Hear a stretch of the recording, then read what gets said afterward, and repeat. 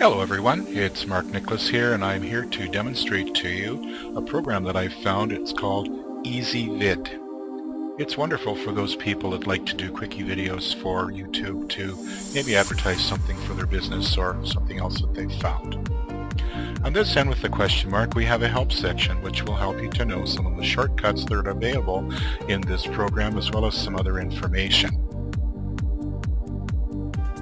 This section here we're not going to worry about at the moment, because that is a part that helps us to prepare for putting the video on YouTube, and we're going to do that later on towards the end. Now let's start by taking a look at the icons at the far right hand side. That one there is for adding videos or for adding photos, but if you add videos, the sound part of the video will not transfer, just the video part itself, and often that's all you need anyway. Next, this one allows us to put text either onto a photo or into a video that will maybe explain something that normally wouldn't be obvious. Here is where we can have synthesized speech added to our video if we so wish. Next to that, we have the microphone symbol, which allows us to record our own voice, which I'm doing right now, and put that into your video. Following that, we have screen capture. So if you have something on your screen that you would like to do a video of, then you can capture it with that part of the program itself. Next to that, for those people that are into gaming, you can record different aspects of your games through the video capture there as well. Coming further over to the left, you can either increase the size of your workspace by clicking here, or you can decrease the size of your workspace by clicking there. These two arrows, of course, are your undo and your redo indicators. Here you can upload, or you can open a particular file that you've already created or are working on at the moment. This one allows you to create a brand new project, and then this one allows you to play back your selection from wherever the slider is located. So let's get started. We're going to click on this part here, which is going to be an advertisement for the beginning of our screen for EZVid. In my case, I don't want to have that, so all I'm going to do is select it like I just have, and then push the delete key on my keyboard to get rid of it. So, now that we've done that, then let's begin. First thing, we're going to add the photo that we want to use, and in this case I'm going to drag it and drop it rather than use the icon at the far end of the screen.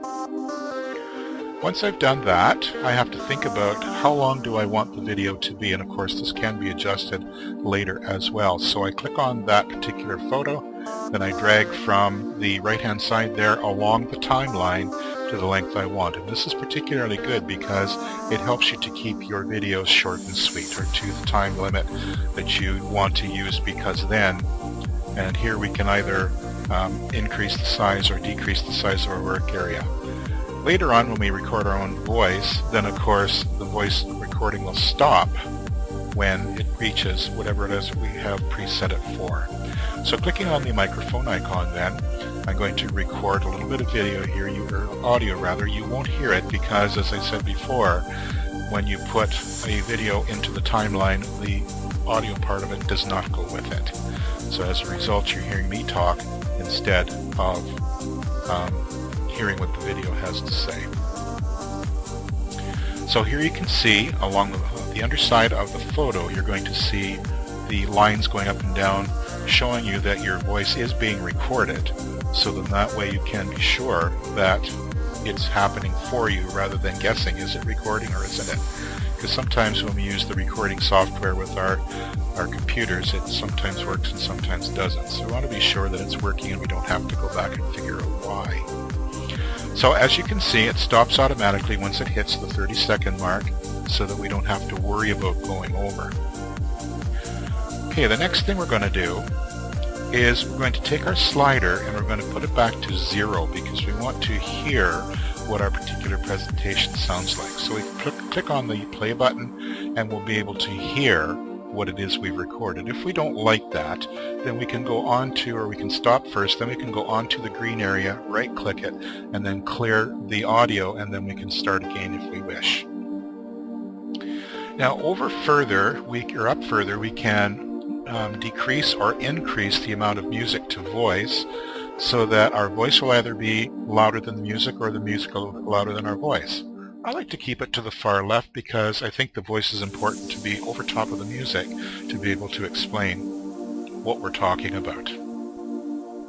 Here, you'll notice that there is music playing behind the audio that we have recorded, and we can change that music. And from here you can see that there are a lot of different options available in this free program. The one I choose is the drive for this particular demo because, I don't know, it just seems a little bit more upbeat. So once we've done that then and we continue to play, we'll be able to hear that the music has changed, and then we'll be able to either accept it or reject it, because we can change it as many times as we want to, but the music will be the same throughout the whole recording, not just from where the slider is. Okay, the next thing we're going to look at is watermark. A lot of people have a logo watermark that they would like to put underneath their video, or at the side of their video rather. It was in the lower right hand corner. Then we just go and we choose, or we click on the watermark button, then we choose from wherever it is. Usually pictures is where it takes us. We select the graphic we want to use for a watermark. If you're using PNG files though, it will preserve the transparency of your graphic. Now next we're going to take a look at the preparation for YouTube. So up in the top we're going to put our video name or title, if you like. So in this case I'm going to put EZVid demo, and then underneath that there's a spot for description, because that's what YouTube requires, and you're going to want to be sure to put the URL for the page you want it to go to. Okay, next you're going to decide what section. I'm putting it under education because that's what it is. Next we put in keywords that we want Google to find so that it will find our video on YouTube. One thing I forgot to mention a little while ago is you can change the sound of your voice as well, and you'll see all these different icons. And the first one, of course, makes it sound like you're talking on a telephone. Next one is an electronic robot sound. Next one is a distortion sound. Next one is a phaser sound, which kind of fades in and out. And the next one is a voice boost, so it makes it louder. And then the final one is a phaser kind of fading in and out. Sorry, the other one was an echo. Now that we have taken a look at that and we're happy with what we've done, we can go down to the lower right hand corner and we'll notice that we can upload that directly to YouTube. So all we're going to do is click on that particular button. Once we have done that, it will be asking us to put in the information regarding our channel so that it will connect automatically to YouTube, and it will start uploading the video. So that's pretty simple.